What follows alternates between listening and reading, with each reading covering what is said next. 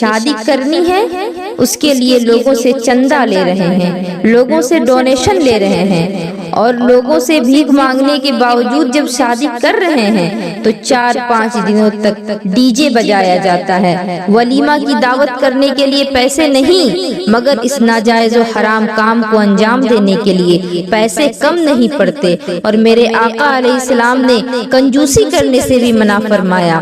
اگر آپ کو اللہ نے مالی وسعت دی ہے تو آپ ولیمہ کریں، زیادہ سے زیادہ غریبوں کو کھلائیں۔ نبی کریم علیہ السلام کے تقریباً 11 نکاح ہوئے اور ہر ایک الگ الگ طریقے سے ہوئے۔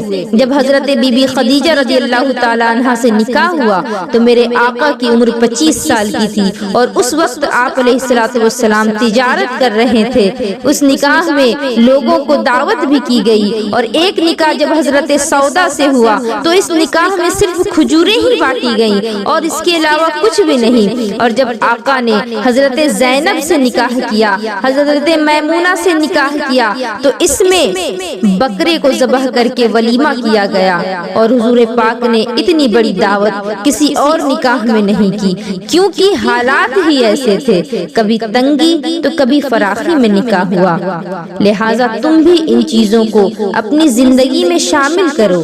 اگر تمہارے پاس مال کی فراوانی نہیں تو کیا ضرورت ہے دکھاوا کرنے کی؟ کیا ضرورت ہے لوگوں سے لیے ہوئے پیسے سے ڈی جے بجانے کی؟ یہ تو ویسے بھی حرام ہے۔ اور کیا ضرورت ہے شادی میں لڑکیوں کو نچوانے کی؟ ان بیہودہ اور فضول چیزوں سے پرہیز کرو، کیونکہ نکاح کرنے کا ایک مقصد تو یہ بھی ہوتا ہے کہ تمہارے نگاہوں کی حفاظت ہو جائے، تمہارے شرمگاہ محفوظ ہو جائیں، کیونکہ نبی پاک علیہ السلام کا فرمان ہے کہ نکاح کرو اس لیے کہ یہ تمہاری نگاہوں کو نیچی اور شرمگاہ کو محفوظ کرنے کا کام کرتا ہے۔ معزز سامعین و سامعات، آپ غور کریں کہ نکاح تو اس لیے تھا کہ انسان گناہوں سے بچ سکے، بد نظری اور حرام کاری جیسے کبیرہ گناہوں سے بچا جا سکے، لیکن آج دیکھیں شادیوں میں ایسی بیہودہ رسمیں ایجاد کر دی گئی ہیں کہ اللہ کی پناہ۔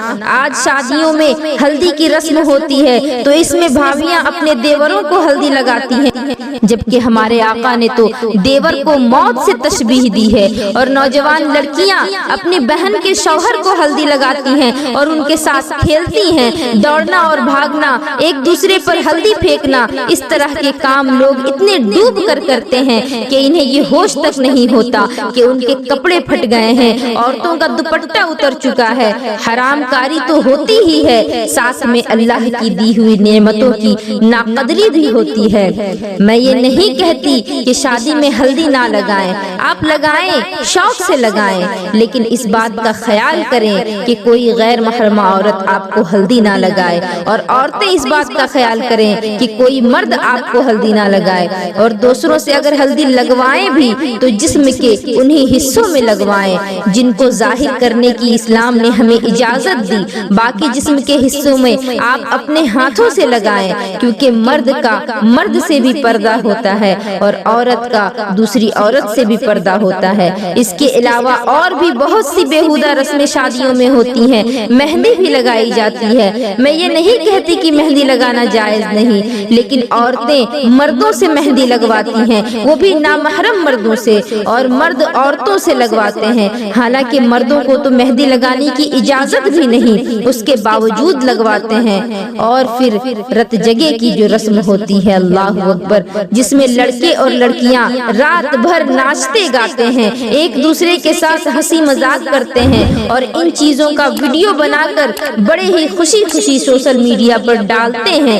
اے میری قوم، یہ تمہارا کام نہیں، یہ فضول خرچی، یہ بےہودگی یہ تمہارے لیے نہیں۔ چھوڑ دو ان چیزوں کو دنیا کے پیچھے بھاگنے والوں کے لیے۔ تمہیں تو اللہ کے راستے پر چلنے کا حکم دیا گیا تھا، تمہیں تو اس دنیا میں اس لیے بھیجا گیا تاکہ تم اچھے کام کرو اور اپنے رب کو راضی کرو, اپنی آخرت کو سنوارو. تمہیں نکاح کا حکم دیا گیا تاکہ تم برائیوں سے بچو, لیکن آج شادی بیاہ میں جتنی برائیاں ہوتی ہیں اس کا کوئی اندازہ نہیں لگایا جا سکتا. جب بارات آتی ہے تو خاص کر لڑکیوں کو بنا سوار کر میک اپ کروا کے پھولوں کی تھالی ہاتھوں میں تھمائی جاتی ہے, اور کہا جاتا ہے کہ جب بارات گھر کے اندر آئے تو یہ پھول ان لوگوں کے اوپر ڈالنا. اب مجھے بتائیں, بارات میں آنے والے اکثر لوگ لڑکے ہوتے ہیں اور ان کا استقبال کرنے کے لیے لڑکیوں کو کھڑا کر دیا جاتا ہے.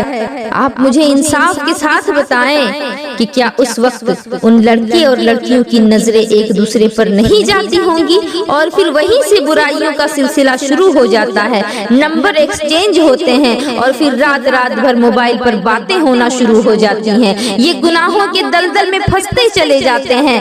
بہرحال میں بتا رہی تھی کہ ہمارے آقا علیہ الصلوۃ والسلام نے جو نکاح کیے وہ کن حالات میں کیے اور نکاح میں کیا کیا کام کیے. اگر تمہارے پاس دولت ہے, اگر اللہ نے تمہیں نوازا ہے تو تم شوق سے ولیمہ کرو اور جائز کاموں میں خرچ کرو, ورنہ قرض لے کر دکھاوا کرنے کی کوئی ضرورت نہیں. لوگوں کی نظروں میں اہمیت حاصل کرنے کے لیے تم اپنے رب سے دوری اختیار مت کرو. خاص کر میں نوجوانوں سے کہنا چاہوں گی کہ نکاح تو مبارک کام ہے, اس سے رحمت آتی ہے. تم اپنے سسرال والوں کے لیے زحمت مت بن جانا, کیونکہ بہت سارے داماد بلا بن چکے ہیں. بلا اس لیے بن گئے کیونکہ شادی سے پہلے کہتے ہیں کہ ہمیں کوئی جہیز نہیں چاہیے, ہماری کوئی ڈیمانڈ نہیں, لیکن جیسے ہی شادی قریب آتی ہے تو اپنا رنگ دکھانا شروع کر دیتے ہیں. گاڑی کے تیل کے لیے پیسے مانگتے ہیں کہ ہم بارات لے کر بہت دور سے آ رہے ہیں, پٹاخوں کے لیے پیسے مانگتے ہیں, سجاوٹ کے لیے پیسے مانگتے ہیں, اور شادی کے بعد لڑکی کا جینا دشوار کر دیتے ہیں اس بات کا تانا دے دے کر کہ تمہارے باپ نے تمہیں کچھ دیا بھی ہے. سستا سا فرنیچر دے دیا, 2-4 برتن دے دیے اور بیٹی ہمارے حوالے کر دیا. ایک بائک تک تمہارے باپ نے داماد کو نہیں دیا. کیا بالکل فقیر ہی تھا تمہارا باپ؟ اس طرح کے جملے اس لڑکی کو کہے جاتے ہیں, اس پر ظلم کیا جاتا ہے, مار پیٹ اور گالی گلوچ کیا جاتا ہے. اور بہت سے معاملات تو ایسے بھی دیکھنے کو ملے ہیں, یا تو طلاق دے دی گئی یا پھر لڑکی کو قتل کر دیا گیا.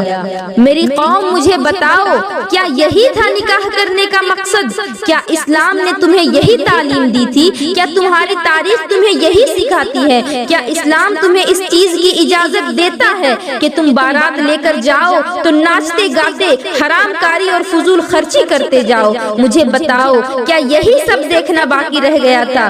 ایک تو اس باپ نے تمہیں اپنی زندگی بھر کی کمائی دے دی, اپنی جان سے زیادہ پیاری بیٹی تمہیں تمہارے حوالے کر دی, اپنے کلیجے کا ٹکڑا تمہیں دے دیا. اس کے باوجود تمہارا پیٹ نہیں بھرا, تم اس غریب سے گاڑی مانگ رہے ہو. اور کچھ ایسے بھی ہیں کہ اگر گاڑی دے دی جائے تو پھر تیل کا پیسہ بھی مانگنے چلے آتے ہیں. مجھے بتاؤ, کیا تمہیں یہ سب کرنا زیب دیتا ہے؟ میری باتیں اگرچہ کڑوی ہیں, لیکن اگر تم نے اس کو سمجھ لیا تو پھر تمہاری دنیا اور آخرت دونوں سنور جائیں.